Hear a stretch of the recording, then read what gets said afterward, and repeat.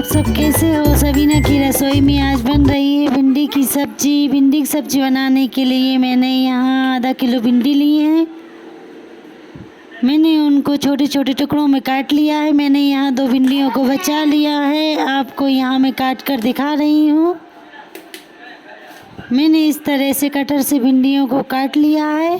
ये देखो, अब मैंने यहाँ कुछ थोड़ी सी भिंडी बचा ली है। मैं इनको क्या करूँगी आपको बाद में दिखाऊँगी। वीडियो को पूरा ज़रूर देखें। भिंडी की सब्ज़ी बनाने के लिए मैंने यहाँ कुछ मसाले लिए हैं। 4-5 हरी मिर्ची ली हैं। 2 मीडियम साइज़ में टमाटर लिए हैं। 1 बड़े साइज़ में मैंने प्याज ली है, उसको हम इस तरह से काट लेंगे। 2 लाल मिर्ची ली हैं। 2-3 यहाँ लहसुन की कलियाँ ली हैं। 1 छोटा टुकड़ा अदरक का लिया है। इस तरह से मैंने प्याज की लंबी लंबी स्लाइस में चॉपिंग कर ली है। आप भी इसी तरह से करें।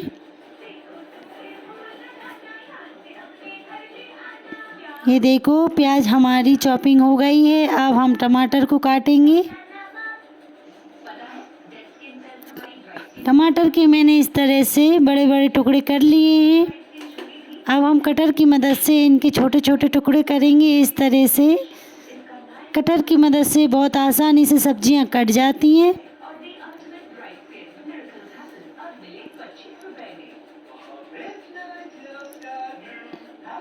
हमारी सब्जियां कट कर तैयार हैं। अब हम यहाँ लहसुन और अदरक को कद्दूकस कर लेंगे।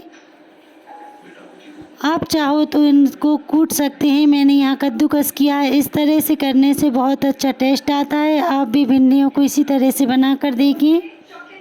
यकीनन आपको भी बहुत पसंद आएंगी।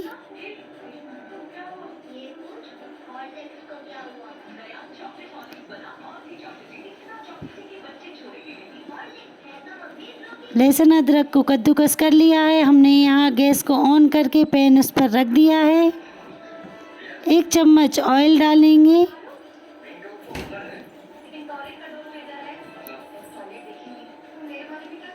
ऑयल हमारा गर्म हो गया है। अब मैंने यहाँ आधा चम्मच सरसों, 1 चम्मच सौंफ और 1 चम्मच मैंने यहाँ जीरा लिया है।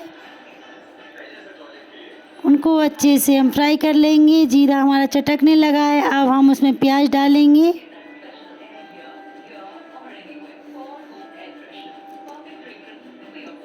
प्याज को इस तरह से हम चलाते हुए अच्छे से फ्राई कर लेंगे।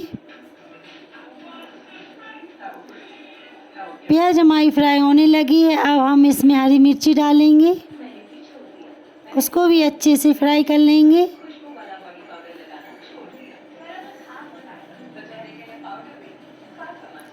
अब हमने जो अदरक लहसुन का पेस्ट रखा था क्रश करके, उनको भी डाल देंगे। इस तरह से कद्दूकस डालने से बहुत अच्छे से टेस्ट आता है। आप भी इस तरह से डालें।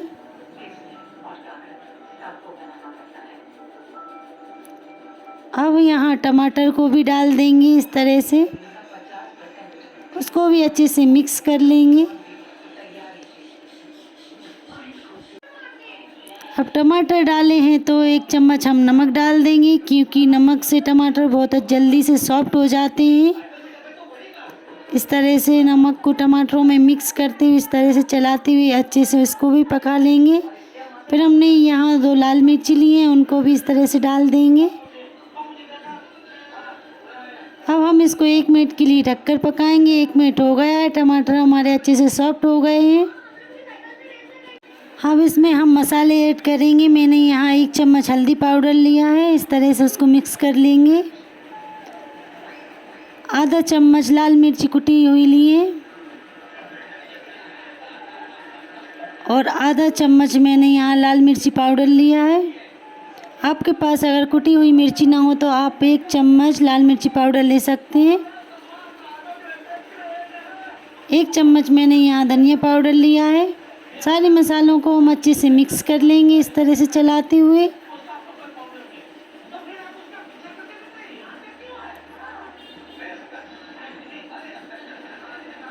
मसालों को अच्छे से मिक्स करने के बाद हमने जो भिंडियों को छोटे साइज़ में काट कर रखा है उनको डाल देंगे। आप कोई सा भी साइज़ ले सकते हैं। आप चाहो तो मीडियम या बड़े साइज़ में भी इसकी कटिंग कर सकते हैं। मैंने यहाँ छोटी छोटी चॉपिंग की है।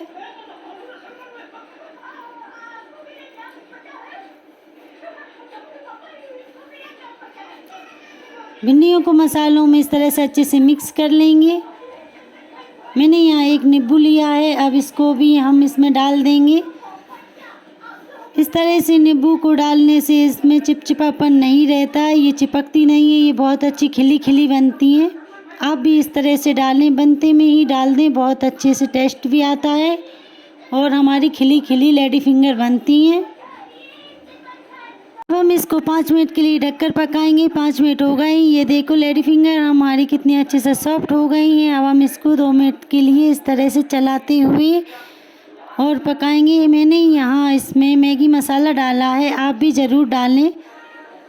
मैगी मसाला डालने से बच्चों को बहुत ही टेस्टी लगती है। कोई भी आप सूखी सब्ज़ी बनाएं तो मैगी मसाला ज़रूर डालें। मैं अपनी बेटियों के लिए ज़रूर डालती हूँ, मेरी बेटियों के लिए बहुत पसंद आता है। इस तरह से जब मैं मसाला डालकर सब्ज़ी बनाती हूँ तो मैंने यहाँ आधा चम्मच कुटी हुई लाल मिर्ची पाउडर ली है। इस तरह से उसको भी अच्छे से मिक्स कर लिया है। अब 1 मिनट के लिए ढककर पकाया। ये देखो कितनी अच्छी खिली खिली हमारी लेडी फिंगर बनी है। नींबू डालने का यही फ़ायदा होता है कि देखो कितनी अच्छी खिली खिली हमारी लेडी फिंगर बनी है और ये बिल्कुल भी चिपकी नहीं है। मैंने आपको पूरी यहाँ वीडियो एक एक कर दिखाई है, स्टेप बाय स्टेप मैं यहाँ चॉपिंग करके दिखाती हूँ, आपको बना कर दिखाती हूँ। अगर आपको मेरी भिंडी की रेसिपी पसंद आई हो तो मुझे कमेंट में लिखें। अब चलिए देखते हैं जो दूसरा स्टेप है हमारा, जो मैंने यहाँ भिंडियों को बचा कर रखा है उसका क्या बनाएंगे। तो इस तरह से हम भिंडियों की कटिंग कर लेंगे। ये देखो आइट साइड के डंठल निकाल लिए हैं। अब मैंने इनको 4 भाग में काट लिया है। इस तरह से आप भी काटें। इस तरह से हम चेक करते हुए भिंडियों को काट लेंगे क्योंकि कीड़े ना हो। इस तरह से मैं सारी भिंडियों को काट लूँगी। इस तरह से देखो मैंने सारी भिंडियों को काट लिया है। अगर कोई सी भिंडी बड़ी है तो हम इसके 2 टुकड़ी करके इस तरह से 4 टुकड़ों में काट सकते हैं। मैं आपको स्टेप बाय स्टेप दिखाती हूँ हर तरह की चॉपिंग कर। ये हमने एक बाउल लिया है, उसमें हमने 1 कटोरी बेसन लिया है। हम बेसन को उतना ही डालेंगे जितना हमें ज़रूरत हो। मैंने यहाँ 1 चम्मच नमक लिया है और 1 चम्मच हल्दी पाउडर, 1 चम्मच जो मैंने कुटी हुई मिर्चियाँ बोली हैं, 1 चम्मच लाल मिर्ची पाउडर। मैंने यहाँ आधा चम्मच इनको क्रश करके डाल दिया है। आधा चम्मच मैंने यहाँ सौंफ ली है। आधा चम्मच खड़ा धनिया लिया है, उसको भी क्रश करके डाल दिया है। अब हमने सारे मसालों को इस तरह से पानी डालकर अच्छे से मिक्स कर लेना है।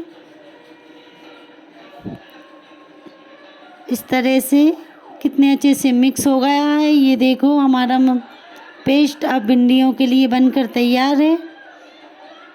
भिंडी हमारी ज़्यादा है तो हम यहाँ 1 चम्मच और बेसन लेंगे। इस तरह से आपकी जितनी भिंडी हो आप उतना ही बेसन ले सकते हो, कम हो तो कम ले। मेरी ना ज़्यादा है ना कम, मीडियम है तो मैंने यहाँ मीडियम ही लिया है। अब मैंने यहाँ ऑयल डाल दिया है। गैस ऑन है, ऑयल गर्म हो गया है। अब हम इस तरह से भिंडियों को मिक्स करके इस तरह से हम पकोड़े बनाएंगे। अगर आपको भिंडी खाना पसंद है तो आप इस तरह से पकोड़े बनाइए। भिंडी के पकोड़े बहुत ही टेस्टी लगते हैं और हेल्दी भी हैं।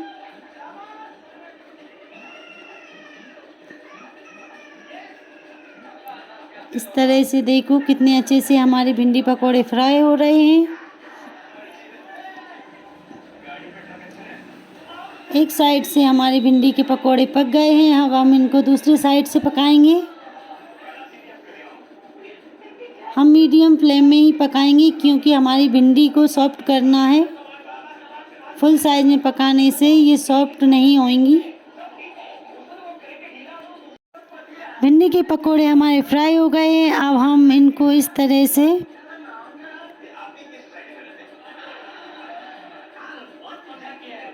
एक प्लेट में निकाल लेंगे।